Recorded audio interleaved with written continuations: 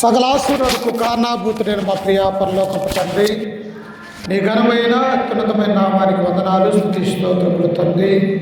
గడిచిన కాలమంతయు, గడిచిన దినములన్నీ, గడిచిన సంవత్సరం అంతయు మమ్మల్ని కాచి కాపాడి మా యొక్క జీవితంలో తండ్రి మరొక శ్రేష్టమైన ఒక నూతనమైనటువంటి సంవత్సరంలో తండ్రి మొట్టమొదటి నెల అయినటువంటి జనవరి నెల 1వ తారీఖున తండ్రి ఆయా సజీవ లెక్కలో ఉంచి నీ యొక్క పాద సన్నిధానంలో చేరి అయా నేను మహిమపరుచుకునే గొప్ప భాగ్యాన్ని మా అందరికీ అనుగ్రహించిన విధానాన్ని బట్టి నీ కృతజ్ఞతలు చెల్లిస్తూ ఉన్నాం తండ్రి. ఇప్పటి వరకు తండ్రి ప్రార్థన ద్వారా, పాటల ద్వారా నిన్ను మహిమపరుచుకుంటూ ఉన్నాం. పరిశుద్ధ గ్రంథంలో నుంచి ఈ నూతన సంవత్సరంలో తండ్రి నీ వాక్యాన్ని తండ్రి బోధించబోతూ ఉంటుండగా నిలవబడ్డటువంటి నేను నిరుత్త మాత్రుని తండ్రి, ఇదిగో విరుచున్నటువంటి నీ బిడ్డల యొక్క హృదయాలను తెరిచి ఈ సంవత్సరం అంతయు నీ యొక్క వాక్యములో దేవుని యొక్క సన్నిధానంలో చేరి తండ్రి నిన్ను మహిమపరుచుకునే గొప్ప భాగ్యాన్ని మా అందరికి అనుగ్రహించండి తండ్రి. ఇదిగో సైతాన్ శోధనను, అల్లరి శక్తుల్ని మీరు దూరపరిచి లయపరచండి తండ్రి. నీ కృప, నీ ప్రేమ మా మీద ఉంచి మాకు సహాయం అనుగ్రహించగలరని ఈ మనమును మా రక్షకుడు మా ప్రభు అయిన యేసు పరిశుద్ధ నామమున ప్రార్థించి అడిగి వేడుకుంటున్నాము తండ్రి. ఆమేన్. క్రీస్తునందు ఈ నూతన సంవత్సరంలో కూడి వచ్చిన సకల పరిశుద్ధులకు మన రక్షకుడు ప్రభు అయినటువంటి యేసుక్రీస్తు నామమున మీ అందరికీ వందనాలు తెలియజేస్తూ, అలాగనే మీ అందరికీ కూడా నూతన సంవత్సర శుభాకాంక్షలు ప్రభు పేరిట తెలియజేస్తూ ఉన్నాను. గతించిన సంవత్సరం అంతా దేవుడు మనల్ని కాచి కాపాడి మన యొక్క కుటుంబాలను ఆశీర్వదించి మన యొక్క జీవితంలో మరొక శ్రేష్టమైనటువంటి యొక్క జనవరి నెల 1వ తారీఖున 2026వ సంవత్సరములో దేవుడు మనల్ని అందరినీ కూడా మరి అడుగుపెట్టేతనంగా తన చిత్తము ద్వారా చేసి ఉన్నాడు కనుక మనం ఎల్లప్పుడూ కూడా దేవుని యొక్క సన్నిధానంలో ఉంటూ ఆయనను స్తుతించే వారిగా ఉండాలి ప్రియులారా. అందుకనే మనం ఏం చేస్తూ ఉన్నామంటే ప్రతి విషయమందు కూడా ప్రభు అయినటువంటి యేసు క్రీస్తు ద్వారా తండ్రి అయినటువంటి దేవునికి మనము కృతజ్ఞతలు చెల్లించాలా. చూడండి, నాతో పాటు పరిశుద్ధ గ్రంథంలో నుంచి ఈ నూతన సంవత్సరంలో దేవుని యొక్క వాక్యాన్ని చదువుకుంటూ, దేవుని యొక్క వాక్యాన్ని ధ్యానించుకుంటూ మనమందరము కూడా దేవునిలో ఉండుట ఎంతో ఆశీర్వాదకరమని దేవుని యొక్క గ్రంథము మనకు సెలవిస్తూ ఉన్నది. అందుకే ఈ యొక్క నూతన సంవత్సరంలో దేవుడు మానవులుగా ఉన్నటువంటి మనల్ని ఎలా ఉండాలని కోరుకుంటూ ఉన్నాడు అంటే చూడండి, కొరింథీయులకు రాసినటువంటి 2వ పత్రిక 5వ అధ్యాయము 17వ వచనాన్ని చదువుకుంటూ ఈ లేఖన భాగాన్ని మనము ధ్యానించుకుందాం. కొరింథీయులకు రాసినటువంటి 2వ పత్రిక 5వ అధ్యాయం 17వ వచనము, కాగా ఎవడైనను క్రీస్తు నందున్న ఎడల వాడు నూతన సృష్టి, పాతవి గతించెను, ఇదిగో కొత్తవి ఆయను. అపోస్తులైనటువంటి కొరింథీ సంఘానికి తెలియపరుస్తూ ఉన్నాడు. కొరింథీలో ఉన్నటువంటి వారి యొక్క పాత జీవితాన్ని వదిలివేసి ఏ లోక సంబంధమైనటువంటి జీవితం ఉంటూ ఉన్నదో ఆ లోక సంబంధమైనటువంటి పాప జీవితాన్ని వారు వదిలివేసి క్రొత్తగా క్రీస్తులోనికి వచ్చినటువంటి వారిగా ఈ యొక్క కొరింథీ సంఘంలో ఉన్నటువంటి క్రైస్తవుని మనము చూస్తూ ఉన్నాం. ఏంటి పాత జీవితం అంటే? మన యొక్క జీవితం ఎలాంటిది? దేవుడిలోనికి రాకముందు గతించినటువంటి సంవత్సరంలో మన యొక్క జీవితము అనేకమైనటువంటి విషయాలలో మరి పాపము బ్రతులుగా మరి ఉంటూ ఉన్నాయి ప్రియులారా. అలాగనే యేసుక్రీస్తులోనికి రాకముందు కూడా యేసుక్రీస్తునంటే ఎరగక ఈ లోకంలో భౌతికంగా మనము ఉంటూ ఉన్నప్పుడు అనేకమైనటువంటి విషయాలు, దేవుని విషయాలు చేయక లోక సంబంధమైనటువంటి మూలపాఠాలు మనము నేర్చుకున్నటువంటి వారిగా మనము చూస్తూ ఉన్నాం. అందుకనే ఇక్కడ దేవుడు పౌలు గారి ద్వారా ఏం సెలవిస్తూ ఉన్నాడు? కాగా ఎవడైనను క్రీస్తు నందున్న ఎడల వాడు నూతన సృష్టి. ఎవడైనను లోకంలో ఉన్నటువంటి పాపులుగా పిలువబడుతున్నటువంటి ప్రతి మానవుడు కూడా తమ పాపాలు ఒప్పుకొని తమ యొక్క జీవితాన్ని మార్చుకునే విధంగా దేవుడు మనకు అవకాశాలు ఇస్తున్నట్టుగా మనము చూస్తూ ఉన్నాం. ఈ లోకంలో ఉన్నప్పుడు ఒక వ్యక్తికి మారు మనస్సు కలిగే అవకాశాన్ని దేవుడు అనుగ్రహిస్తూ ఉన్నాడు. ఎందుకు? ప్రతి ఒక్కరూ కూడా మారు మనసు కలిగి ఉండాలని, తమ యొక్క మనసు మార్చుకొని నూతనమైనటువంటి ఆలోచన, నూతనమైనటువంటి మనస్సు కలిగి దేవుని యొక్క సన్నిధానంలో ఉండాలన్నది దేవుని అనాది సంకల్పంగా మనము చూస్తూ ఉన్నాం. అందుకనే పౌలు అంటూ ఉన్నాడు, ఓ కొరింథీయులారా, మీ యొక్క జీవితాలను మార్చుకున్నారు, పాతదైనటువంటి ఆ జీవితాలను మీరు వదిలివేశారు. మీ యొక్క జీవితం ఎలాంటిది? కొరింథీలో ఉన్నటువంటి వారి జీవితము దేవునిలోనికి రాకముందు విగ్రహారాధికులుగా వారు ఉంటూ ఉన్నారు. అంతేకాదు ప్రియులారా, నిజమైనటువంటి భక్తిపరుడైనటువంటి యేసుక్రీస్తును నమ్ముకున్నటువంటి వారిగా ఈ కొరింథీలను మనము చూస్తూ ఉన్నాం. అలాగనే వారు ఎలాగైతే ఒక నూతనమైనటువంటి ఆలోచన కలిగి ఈ లోక సంబంధమైనటువంటి మూలపాఠములు వదిలివేసి యేసుక్రీస్తు నందు ఉండాలి అని ఆలోచన కలిగి ఈ కొరింథీయులు మారు మనస్సు కలిగి దేవుళ్ళలోనికి వచ్చినట్టుగా మనము చూస్తూ ఉన్నాం. మనము కూడా ఏమనుకుంటాము, ఈ సంవత్సరం అంతయు కూడా నేను దేవుళ్ళలో ఉండాలా, మంచి కార్యాలు చేయాలా, లేకపోతే నా యొక్క కుటుంబాన్ని బాగా చూసుకోవాలా, నా యొక్క పిల్లల్ని బాగా చదివించుకోవాలా, మంచి కష్టపడాలా, నాకు మంచి ఆరోగ్యం అనుగ్రహించాలా దేవుడు అని మన యొక్క జీవితంలో కూడా ఈ నూతనమైనటువంటి సంవత్సరంలో కొన్ని ఆలోచించాలా ప్రియులారా. గతించిన సంవత్సరం అంతా గతించిపోయి ఉన్నది, అది పాతగా చేయబడి ఉంటూ ఉన్నది. వచ్చేటువంటి నూతన సంవత్సరంలో ఈ రోజు నుంచి నేను ఎలా ఉండాలా, ఈ లోకంలో నేను ఎలా నడుచుకోవాలా, ఒక క్రైస్తవ కుటుంబముగా, ఈ దేవుని నమ్ముకున్నటువంటి బిడ్డలుగా ఈ లోకంలో నేను నీతి నిజాయితీగా జీవించాలని ఈ నూతన సంవత్సరంలో మనమందరం కూడా ఒక నిర్ణయం తీసుకోవాల్సినటువంటి అవసరత ఎంతైనా ఉన్నది ప్రియుల. అందుకని ఇక్కడ ఏమంటూ ఉన్నాడు, కాగా ఎవడైనను క్రీస్తునందున్న ఎడల వాడు నూతన సృష్టి, పాతవి గతించెను, ఇదిగో క్రొత్తవి ఆయను. నీ పాప జీవితాన్ని కూడా దేవునిలో నుండి పూర్తిగా ఆ పాప జీవితాన్ని వదిలివేయాల ప్రియులారా. ఇలాగ అనేక మంది కూడా ఏం చేస్తూ ఉన్నారు, గతించినటువంటి పాత జీవితాన్ని సాతాను వాడు మరలా చేయాలని వాడు ఈ క్రీస్తులోని ఉండకుండా వేరు చేయడానికి అవకాశం ఉంటూ ఉన్నది. అందుకనే క్రైస్తవులుగా జీవిస్తున్నటువంటి మనము, క్రీస్తును సహవాసంలో ఉన్నటువంటి మనమేం చేయాలంటే, ఏదైతే పాత జీవితం అయితే ఉంటూ ఉన్నదో ఆ యొక్క జీవితాన్ని ఏం చేయాలంటే వదిలివేసివేయాల ప్రియులారా. ఒక తల్లి గర్భంలో నుండి ఒక కుమారుడు కానీ కుమార్తె ఎలాగైతే ఒక శిశువు ఈ లోకంలోనికి ఏ పాపము లేనటువంటి వాడిగా ఈ లోకంలోనికి ఎలాగైతే ఉంటూ ఉన్నారో, అలాగనే ఈ నూతనమైనటువంటి సంవత్సరంలో కూడా మనము కూడా నూతనమైనటువంటి శిశువుల వలె క్రీస్తు యొద్దకు రావాలని దేవుడు కోరుకున్నట్టుగా మనము చూస్తూ ఉన్నాం.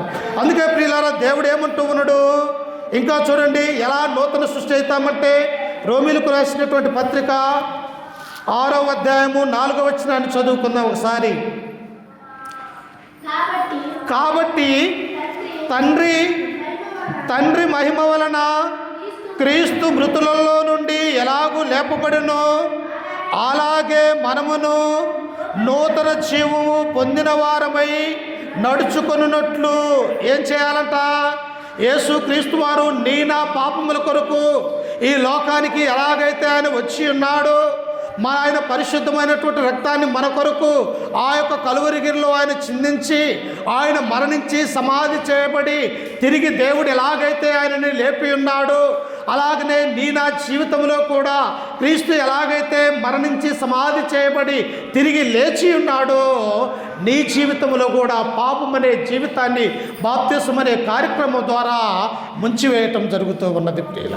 అందుకని ఇక్కడ రోమీలకు రాసినటువంటి పత్రికలో దేవుడు అంటూ ఉన్నాడు, క్రీస్తు మృతులలో నుండి ఎలాగూ లేపబడను అలాగనే మనమును నూతన జీవము పొందిన వారమై నడుచుకున్నట్లు మనము బాప్తిసము వలన మరణములో పాలు పొందుటకై ఆయనతో కూడా పాతి పెట్టబడితిమి. ఏం చేయాలంట, మనము కూడా నూతనమైనటువంటి జన్మం ఎత్తాలంటే, ఒక జన్మం వచ్చేసి భౌతిక సంబంధమైనటువంటిది, కానీ మరలా క్రీస్తులో మనము జన్మం ఎత్తాలి అంటే ఈ లోకంలో ఉన్నప్పుడు మనం ఏం చేయాలా, మన యొక్క శరీరం, మన యొక్క ప్రాణములు ఈ యొక్క శరీరములో ఉండగానే ప్రభు అయినటువంటి యేసుక్రీస్తునందు ఒక నూతన సృష్టిగా చేయబడాల ప్రియుల. ఎలాగ చేయగలరు? ఈ లోకంలో పాపం అనే లోకంలో ఉన్నటువంటి మనము దేవునిలోనికి రావాలంటే దేవుడు పరిశుద్ధుడు కనుక ఆ పరిశుద్ధమైనటువంటి జీవితాన్ని మనము జీవించాలి అంటే మనం ఏం చేయాలా? మన యొక్క ఆలోచనలు మార్చుకోవాలా, మన యొక్క పాప జీవితాన్ని వదిలివేయాలా.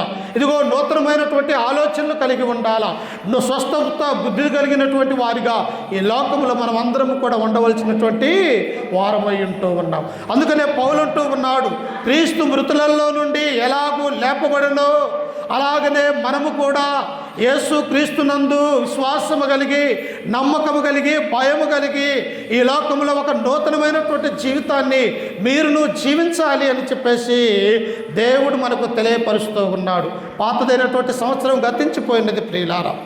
అందుకనే ప్రసంగైనటువంటి జ్ఞాని అయినటువంటి సొలొమోను అంటూ ఉన్నాడు, భూమి కింద నరులు పడుచున్న పాటేమి, వాటి వలన కలుగు లాభమేమి అంటూ ఉన్నాడు. నిజంగా తరము వెంబడి తరము గతించిపోతూ ఉన్నది, కానీ భూమి ఆకాశమును ఎల్లప్పుడూ ఉంటూ ఉన్నదని ప్రసంగి గ్రంథం 1వ అధ్యాయంలో మనము చదువుకుంటాం. అంటే మనకంటే ముందున్నటువంటి తరాలు చనిపోతూ ఉన్నారు, అనేకమైనటువంటి తరాలు మనము చూస్తూ ఉన్నాం. కానీ మానవుని యొక్క జీవితంలో ఏది రాలేదంట, ఇంకను మార్పు చెందనటువంటి వారిగా ఈ లోకములో ఉంటూ ఉన్నాం ప్రియులారా. కానీ దేవుడు ఏమంటూ ఉన్నాడు, ఇదిగో గతించిన సంవత్సరములో నువ్వు మారు మనస్సు పొందకపోతే ఇదిగో నూతనమైనటువంటి ఈ సంవత్సరంలో ప్రభు అయినటువంటి యేసు క్రీస్తును నీ సొంత రక్షకుడిగా అంగీకరించి నూతనమైనటువంటి జీవితము జీవించమని దేవుడు సెలవిస్తూ ఉన్నాడు ప్రియులారా. ఎందుకు నూతనమైనటువంటి జీవితాన్ని మనం ఎందుకు జీవించాలా? ఎందుకు అంటే ప్రియులారా, పాతదైనటువంటి ఆ పులిసిన పిండి లాంటి జీవితము, పాతదైనటువంటి ఆ పాపపు జీవితాన్ని గతించిన సంవత్సరంతోనే మనం వదిలివేసే వారిగా ఉండాలా ప్రియులారా.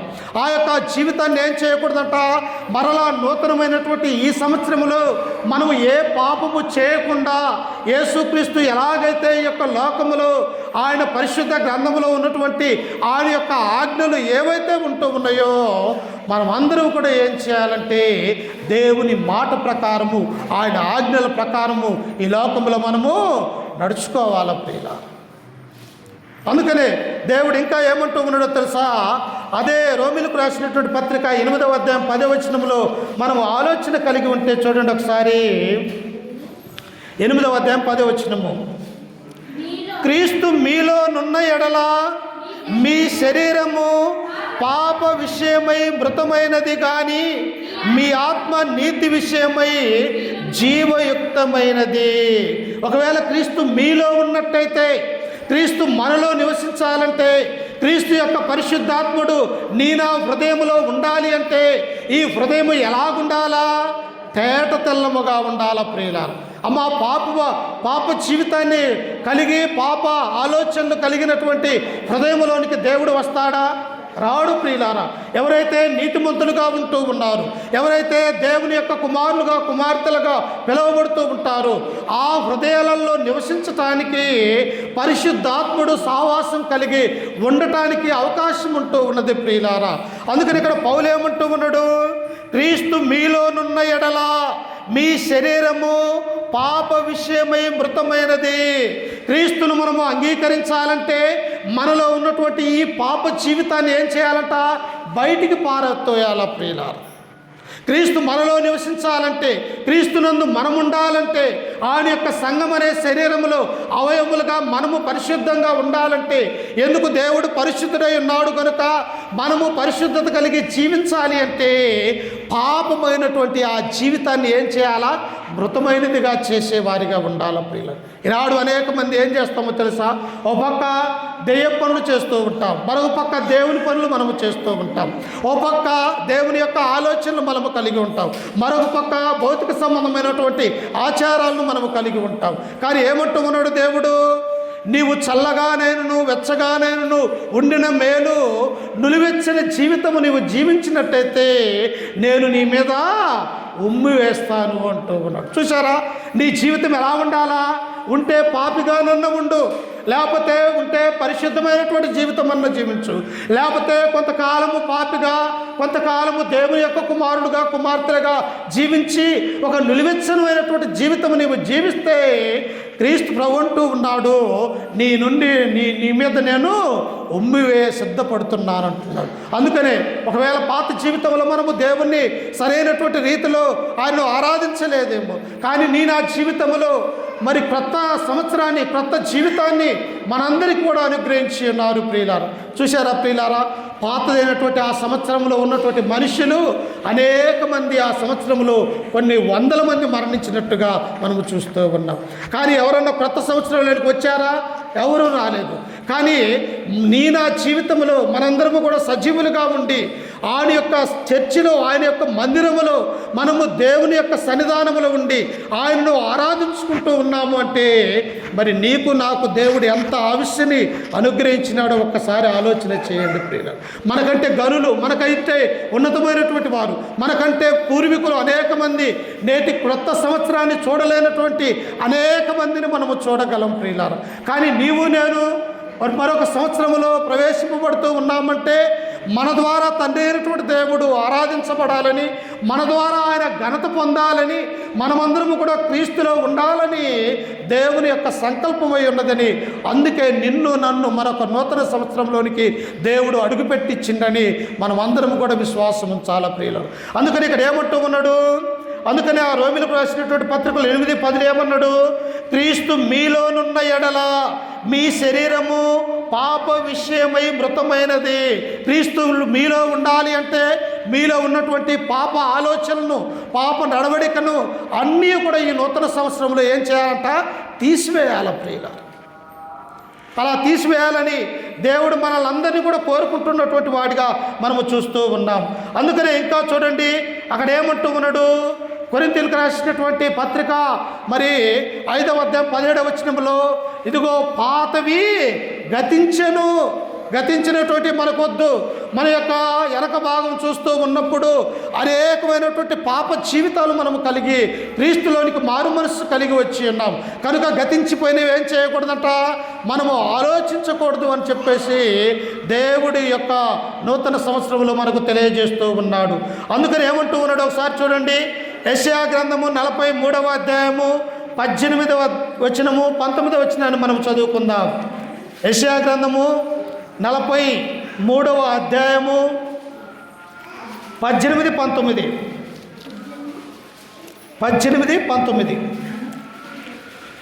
మునుపటి వాటిని జ్ఞాపకము చేసుకొనకడి, పూర్వకాలపు సంగతులను తలంచు కొనకడి. ఓ క్రైస్తవులారా, ఓ యూదులారా, ఇశ్రాయేలు ప్రజలారా, మీ యొక్క ఆలోచనలు, మీ యొక్క తలంపులు, మీ యొక్క హృదయములు ఈ నూతనమైనటువంటి సంవత్సరములో, ఈ నూతనమైనటువంటి ఈ యొక్క మొదటి రోజున, మొదటి తారీఖున ఈ సంవత్సరంలో మీ హృదయాలు ఎలా ఉండాలో తెలుసా? మునపటి సంగతులను ఏం చేయాలంట? మీరు జ్ఞాపకము చేసుకోకూడదు. వెనకటి సంగతులు గతించిపోయినటువంటివి మరలా మనము అవి తోడుకొని ఈ నూతనమైనటువంటి సంవత్సరంలోనికి రాకూడదు ప్రియులారా. అందుకని ఇక్కడ యెషయా ఏమంటూ ఉన్నాడు?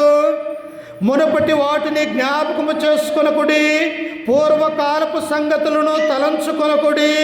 ఇదిగో నేనొక నూతన క్రియ చేయుచున్నాను.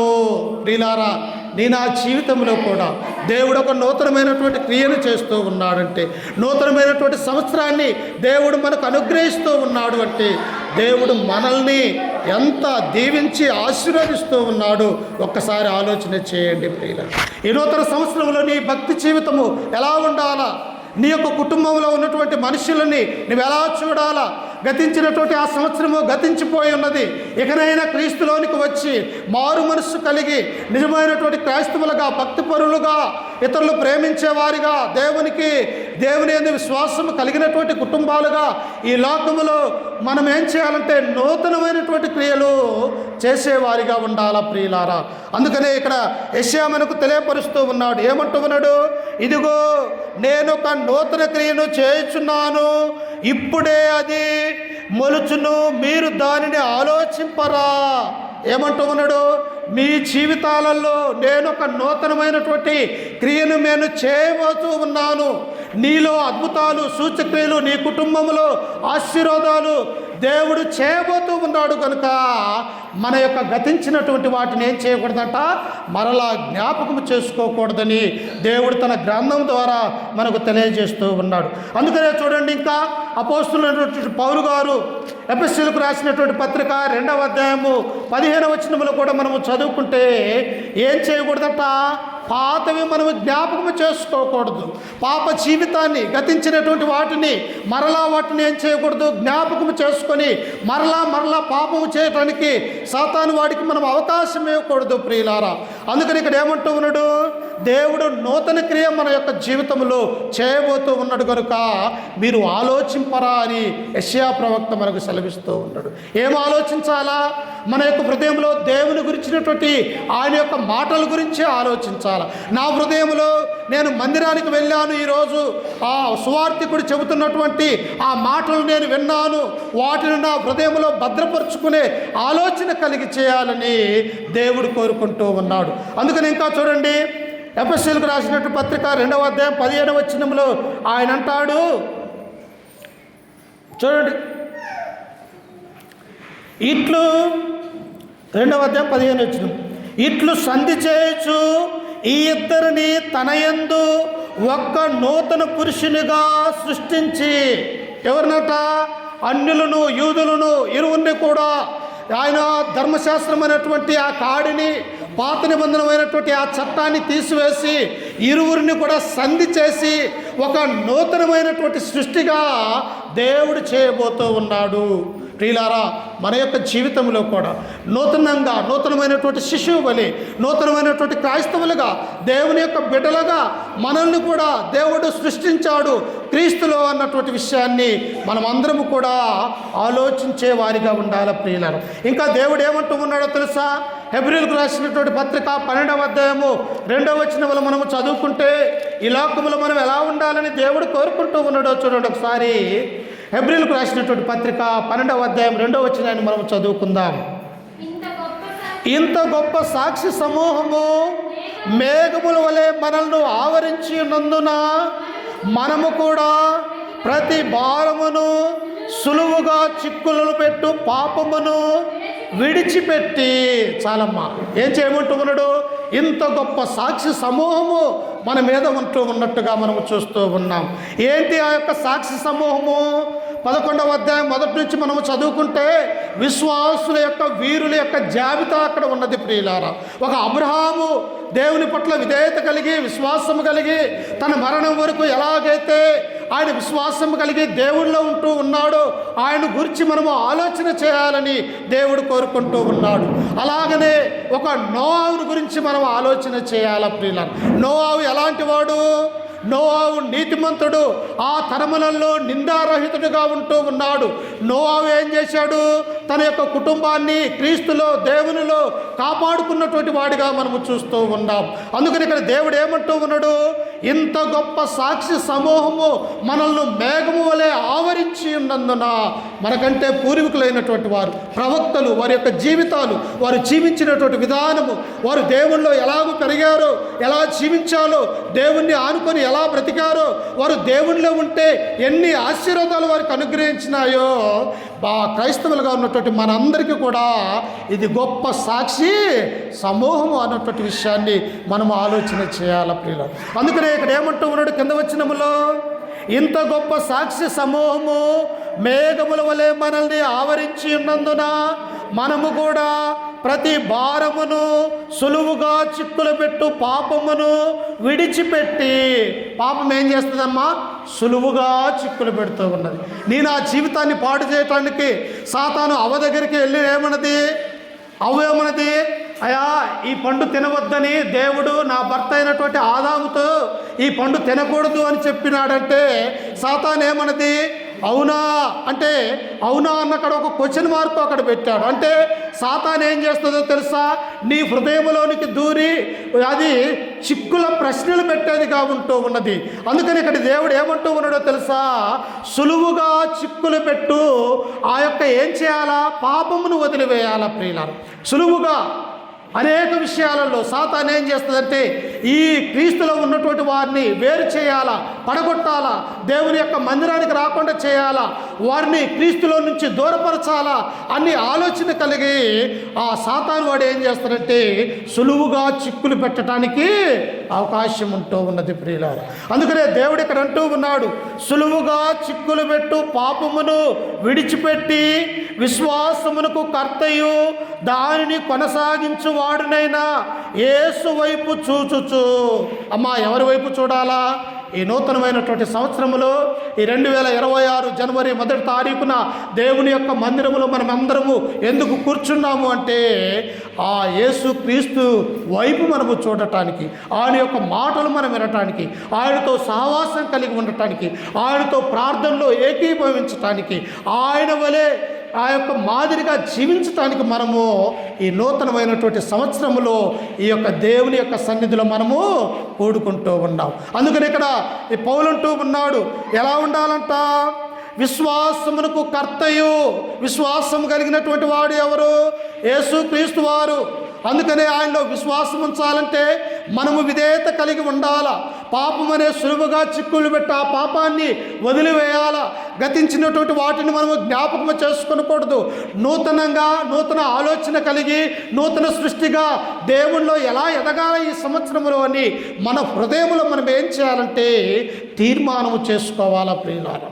అలాంటి తీర్మానము నా జీవితాలలో ఉన్నదా?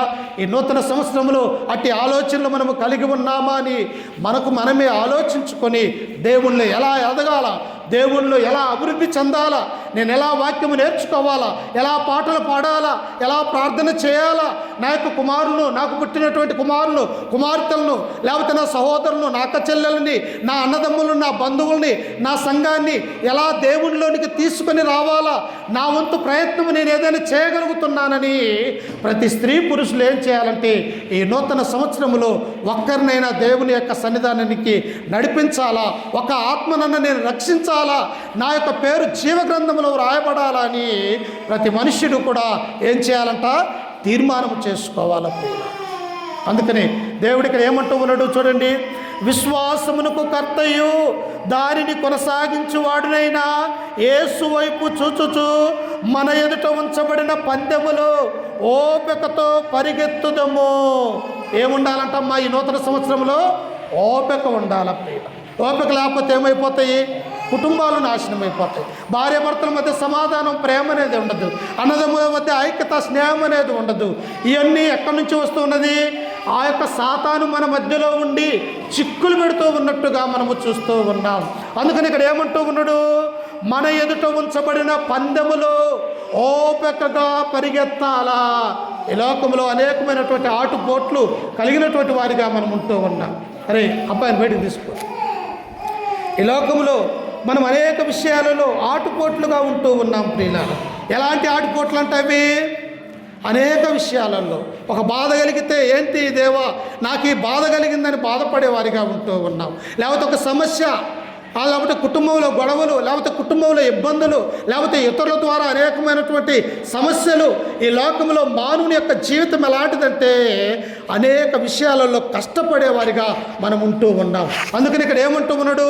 మీ జీవితంలో దేవునికి ఎలాంటైతే ఓపిక కలిగి ఉన్నాడో, యేసుక్రీస్తు ఎలాగైతే సహనం కలిగి ఉన్నాడో, యేసుక్రీస్తు ఎలాగైతే ప్రేమను కలిగి ఉన్నాడో, క్రైస్తవులుగా ఉన్నటువంటి మనము కూడా ఎలా ఉండాలంటే ఓపిక కలిగి ఉండాలా, సహనము కలిగి ఉండాలా, విశ్వాసము కలిగి ఉండాలా, ఇతరుల పట్ల ప్రేమ కలిగి మనం అందరము కూడా ఉండేవారిగా ఉండాలి ప్రియులారా. నిజంగా జనవరి వస్తూ ఉన్నదంటే అనేక మంది అన్యులు, దేవుణ్ణి ఎరగనటువంటి వారు కూడా నా చేతులతోటి ఎవరికైనా సహాయం అందించాలా, దిక్కులేనటువంటి పిల్లలకు ఏదైనా బట్టలు, లేకపోతే ఆకలిగా ఉన్నటువంటి వారికి ఏదైనా ఆహారాన్ని, లేకపోతే హాస్పిటల్లో ఉన్నటువంటి రోగులకు మంచి పండ్లు, ఏదైనా నేను సహాయం చేయాలా ఈ నూతన సంవత్సరంలో అని దేవుణ్ణి ఎరగనటువంటి వారు సైతము కూడా తమ మనస్సు మార్చుకొని ఈ నూతన సంవత్సరంలో మంచి ఆలోచనలు కలిగి నేను జీవించాలా అని అనేక మంది తీర్మానం చేసుకుంటారు ప్రియులారా. మనం ఏం చేసుకోవాలా? మనము కూడా అలాగనే ఆలోచన చేయాలి. ఎలా నేను క్రీస్తు కొరకు ఏం పని చేయగలుగుతూ ఉన్నాను, యేసు క్రీస్తును ఎలా నేను ఆలోచన కలిగి ఉంటున్నాను, ఆయన వలె నేను నడుచుకుంటున్నానా, లేకపోతే లోకస్తుల వలె జీవిస్తూ ఉన్నానా, లేకపోతే ఆత్మీయంగా క్రైస్తవులతో సహవాసం కలిగి క్రీస్తులో ఎదుగుచూ ఉన్నానా అని మనమందరము కూడా మనకు మనమే మన యొక్క హృదయానికి మన యొక్క మనస్సుకు ఈ నూతన సంవత్సరంలో ఆలోచించే వారిగా ఉండాలని దేవుడు కోరుకుంటూ ఉన్నాడు. ఇంకా చూడండి, తీతుకు రాసినటువంటి పత్రిక 2వ అధ్యాయము 13వ వచనములో అపోస్తులైనటువంటి పౌలు గారు తీతుకు సెలవిస్తూ ఉన్నాడు. ఒకసారి తీతుకు రాసినటువంటి పత్రిక 2వ అధ్యాయం 13వ వచనం చదువుకుందాం. 12 చదువుకుందాం. తీతు 2వ అధ్యాయం 12వ వచనం చదువుకుందాం ఒకసారి. మనము భక్తిహీనతను ఇహలోక సంబంధమైన దురాశలను విసర్జించి ఏం చేయాలంట? మనము లోకంలో ఉన్నాం. లోకంలో ఏమున్నది? శరీరాశ, మరి నేత్రాశ, జీవపు డమ్మం అనేవి ఉన్నాయి. శరీరం ఏమి కోరుకుంటూ ఉన్నది? సుఖాన్ని కోరుకుంటూ ఉన్నది. అలాగనే ఈ యొక్క చూపు నేత్రం ఏమి కోరుకుంటూ ఉన్నది? పాపము చేయాలని కోరుకుంటూ ఉన్నది. డంబం ఏం చేస్తుంది? అది గర్వపడే వారిగా ఉంటూ ఉన్నది ప్రియులారా. అందుకనే దేవుడు ఇక్కడ ఏమంటూ ఉన్నాడు? మనము భక్తిహీనత, ఇహలోక సంబంధమైన దురాశలని విసర్జించాలా. ఒకవేళ 2025 సంవత్సరంలో మనము దురాశ కలిగి ఉన్నామేమో, 2025వ సంవత్సరంలో మన యొక్క జీవితము పాపమైనటువంటి జీవితం ఉన్నదేమో, 2025 సంవత్సరంలో మనము అసూయ కలిగి ఉన్నామేమో ఇతరుల ఎడల. కానీ ఈ 2026వ సంవత్సరంలో మన యొక్క జీవితం ఎలా ఉండాలంటే ఆ దురాశను విసర్జించాలా, విడిచిపెట్టాలా ప్రియులారా. ఇక నాకొద్దు, గతించినటువంటి ఆ సంవత్సరంలోనే చాలు, ఈ సంవత్సరంలో నా భర్తతో నేను సరిగా ఉంటాను, నా భార్యతో నేను ప్రేమ కలిగి ఉంటాను, నా అన్నదమ్ములతో, రక్త సంబంధికులతో, సంఘముతో, ఇతరుల ఎడల యేసుక్రీస్తు ఎలాగైతే ప్రేమ కలిగి ఆయన తండ్రి అయినటువంటి దేవుని ఎడల ప్రార్థనా జీవితాన్ని కలిగి ఎలాగైతే ఉంటూ ఉన్నాడో నేను అలాగ ఎందుకు ఉండకూడదు అని మనము కూడా వాటిని ఏం చేయాలంట? విసర్జించాల ప్రియుల.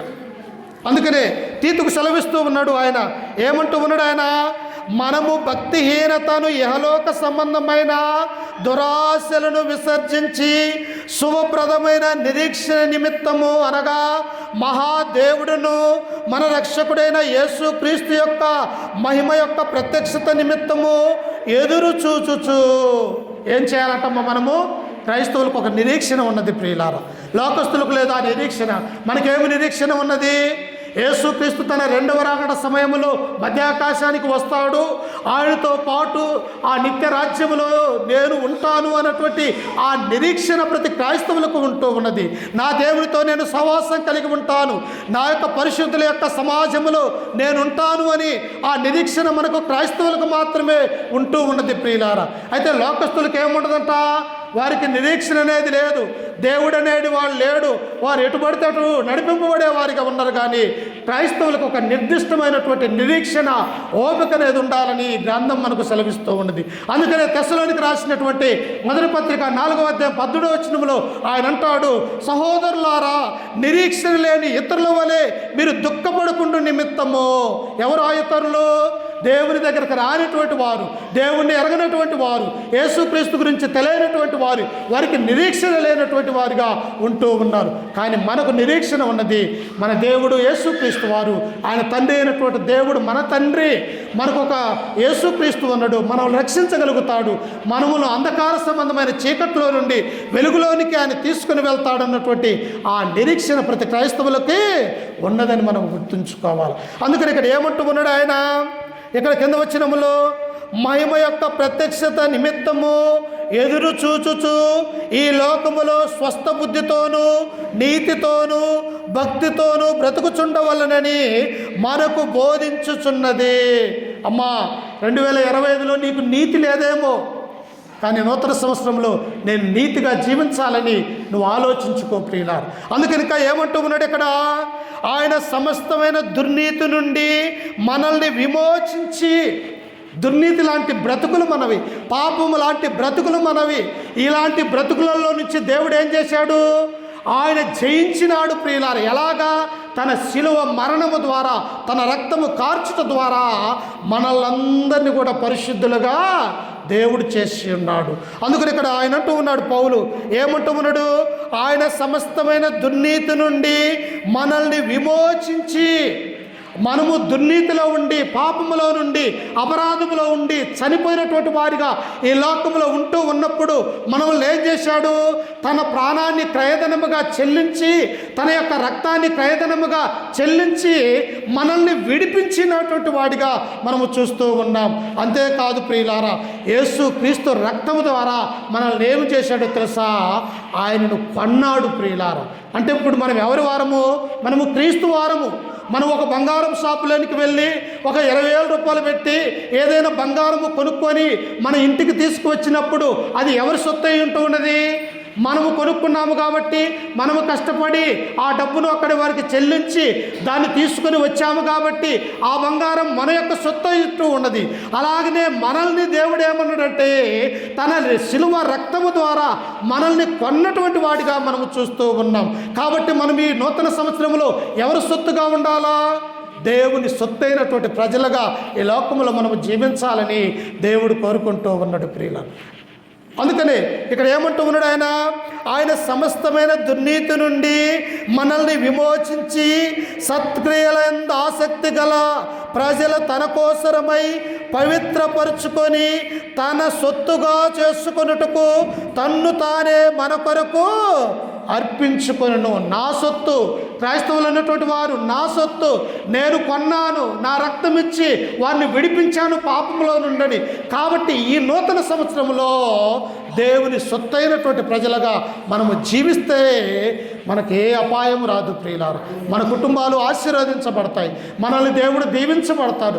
మన యొక్క కుటుంబాన్ని, మన యొక్క సంఘాన్ని, మన యొక్క ప్రపంచంలో ఉన్నటువంటి మానవాళిని క్రీస్తులో ఉన్నట్టయితే మనల్నందరినీ కూడా దేవుడు ఆశీర్వదించడానికి అవకాశం ఉన్నదని ఇక్కడ అపోస్తలుడైనటువంటి పౌలు మనకు సెలవిస్తూ ఉన్నాడు. అందుకనే చూడండి, యోహాను సువార్త 5వ అధ్యాయం 24వ వచనములో ప్రభు అయినటువంటి యేసు క్రీస్తు వారు కూడా మనకు సెలవిస్తూ ఉన్నాడు. ఒకసారి యోహాను సువార్త 5వ అధ్యాయం 24వ వచనము,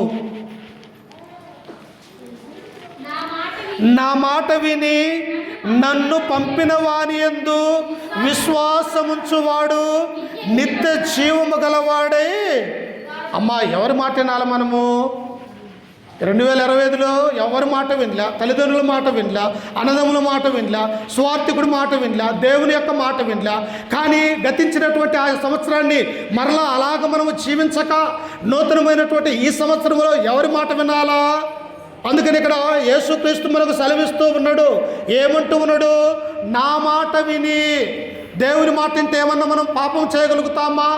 దేవుని యొక్క ఆలోచనల ప్రకారం జీవించగలిగితే మనలో హృదయంలో ఎట్ట చెడ్డ ఆలోచనలైనా ఉంటూ ఉన్నదా ప్రియులారా? ఏదీ కూడా ఉండదు. అందుకనే దేవుడు ఇక్కడ ఏమంటూ ఉన్నాడు? మీరు నా మాట విని నన్ను పంపిన వాని యందు విశ్వాసముంచువాడు నిత్య జీవము గలవాడే ఉన్నాడు. నన్ను నమ్మితే నా తండ్రి అయినటువంటి దేవుడు నిన్ను మరణములో నుండి తప్పించి నీకు నిత్య జీవాన్ని ఇవ్వటానికి అవకాశం ఉన్నదంటూ ఉన్నాడు. చూశారా? అందుకనే ఎఫెసీయులకు రాసినటువంటి పత్రిక 2వ అధ్యాయం 1వ వచనములో ఆయన అంటాడు, మీ పాపముల చేతను మీ అపరాధముల చేతను చచ్చిన వారై ఉండగా క్రీస్తుతో కూడా మిమ్మల్ని బ్రతికించను అనే మాటని మనం అక్కడ చూడము. అంటే మన పాపము చేత, మన అపరాధముల చేత మనము దేవునికి దూరస్తులైనటువంటి మనల్ని దేవుడు ఏం చేశాడంట? తన క్రీస్తు ద్వారా, తన రక్తం ద్వారా కొని మనల్ని విడిపించి తన సొత్తైనటువంటి ప్రజలుగా దేవుడు తయారు చేసినట్టుగా మనము చూస్తూ ఉన్నాం. అందుకనే దేవుడు ఏమంటూ ఉన్నాడు ఇక్కడ? నా మాట విని నా మాట ప్రకారం ఆలోచించిన వాడిని ఏం చేస్తారంట? నా యందు విశ్వాసముంచువాడు నిత్య జీవము గలవాడై ఉన్నాడు. వాడు తీర్పులోకి రాక మరణములో నుండి జీవములోకి దాటి ఉన్నాడని మీతో నిశ్చయముగా చెప్పుచున్నాను. నా మాట విని నన్ను అనుసరించి నా మందిరంలో కూర్చొని ఈ సంవత్సరం అంతా కూడా దేవునిలో ఉన్నట్టయితే వాడు తీర్పులోనికి రాగా మరణములో నుండి దాటుకొని నిత్య జీవము గలవాడై ఉంటాడని దేవుని యొక్క గ్రంథం మనకు సెలవిస్తూ ఉన్నది. చూశారా ఎన్ని మేళ్ళు ఉన్నాయో?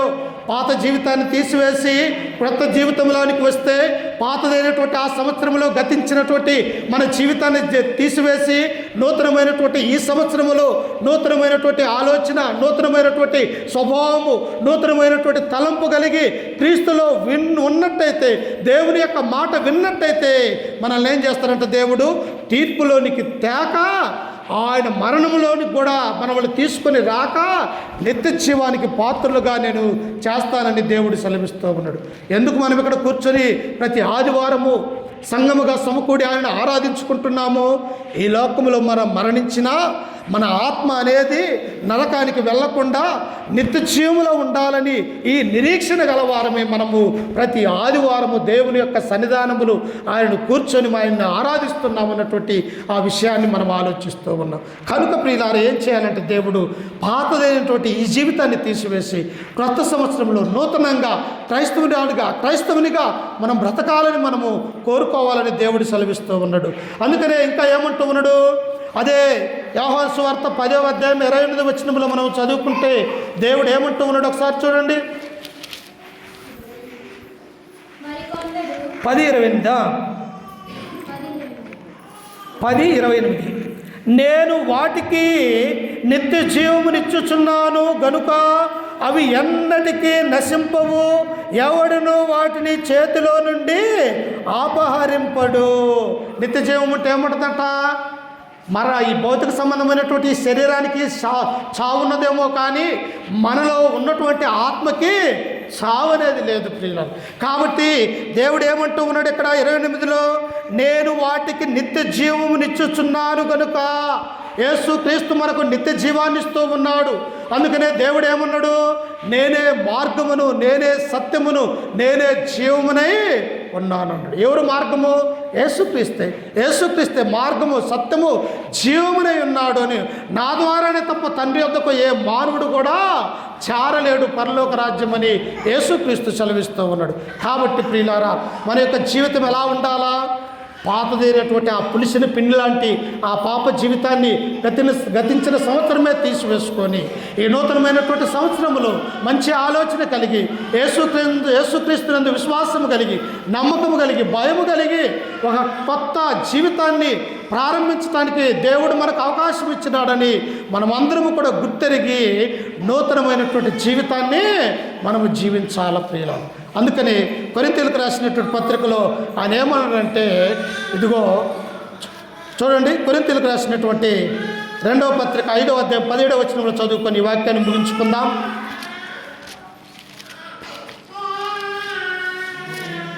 5:17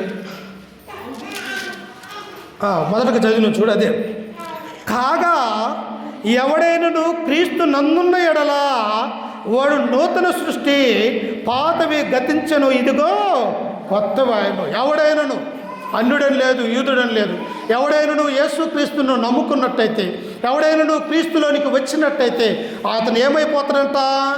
వాడు నూతనమైనటువంటి సృష్టిగా ఉంటాడు అని ఈ గ్రంథం మనకు సెలవిస్తూ ఉన్నది. ఇంకా మనం చదువుకున్నట్టయితే చూడండి, ప్రకటన గ్రంథం 2వ అధ్యాయం 4వ వచనంలో మనం చదువుకొని ఈ యొక్క నూతన సంవత్సరంలో ఈ యొక్క వాక్యాన్ని మనం ముగించుకుందాం. చూడండి ఒకసారి, ప్రకటన గ్రంథం 2వ అధ్యాయం 4వ వచనంలో,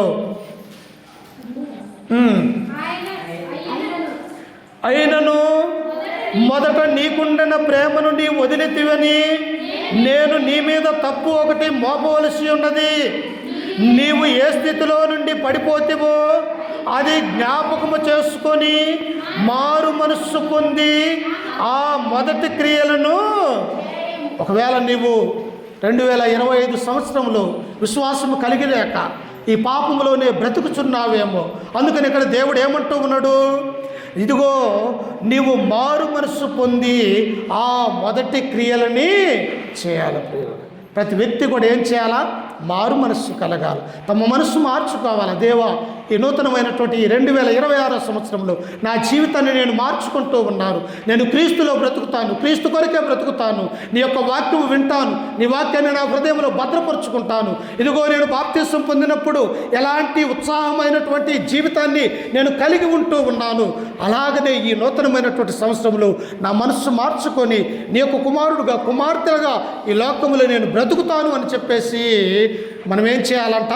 తీర్మానము చేసుకోవాలి ప్రియులు. కాబట్టి మనమందరం కూడా ఎలాగ ఉండాలంటే పాతదైనటువంటి జీవితాన్ని గతించేసాను, నూతనమైనటువంటి కొత్త జీవితాన్ని మనము ప్రారంభించబోతూ ఉన్నాము కనుక మనమందరము దేవుని యొక్క కుమారులుగా కుమార్తెలుగా ఈ నూతన జీవితాన్ని కలిగి ఉండాలని చెప్పేసి ఈ వాక్యం ద్వారా మిమ్మల్ని హెచ్చరిస్తూ ఈ మాట నన్ను నేను కూడా హెచ్చరిక చేసుకుంటూ ఓపికతో ఉన్న మీ అందరికీ మన రక్షకుడు ప్రభు అయిన యేసుక్రీస్తు నామమున వందనాలు తెలియజేస్తూ ఈ వాక్యాన్ని మేము ముగించుకుంటూ ఉన్నాం. అంతేకాదు మరొకసారి ప్రభు పేరట మీ అందరికీ కూడా నూతన సంవత్సరాల శుభాకాంక్షలు తెలియజేస్తూ ఉన్నారు. అలాగనే అమెరికాలో ఉన్నటువంటి సహోదరిమణులు అందరూ కలిసి ఎల్లారెడ్డిపల్లిలో క్రీస్తు సంఘంగా పిలువబడుతున్నటువంటి మీ అందరికీ కూడా వారి తరపున మా నూతన సంవత్సర శుభాకాంక్షలు తెలియజేయమని రాత్రికాల సమయంలో వారు తెలియజేశారు. వారి తరపున కూడా మరొకసారి మీ అందరికీ నూతన సంవత్సర శుభాకాంక్షలు తెలియజేస్తూ ఈ యొక్క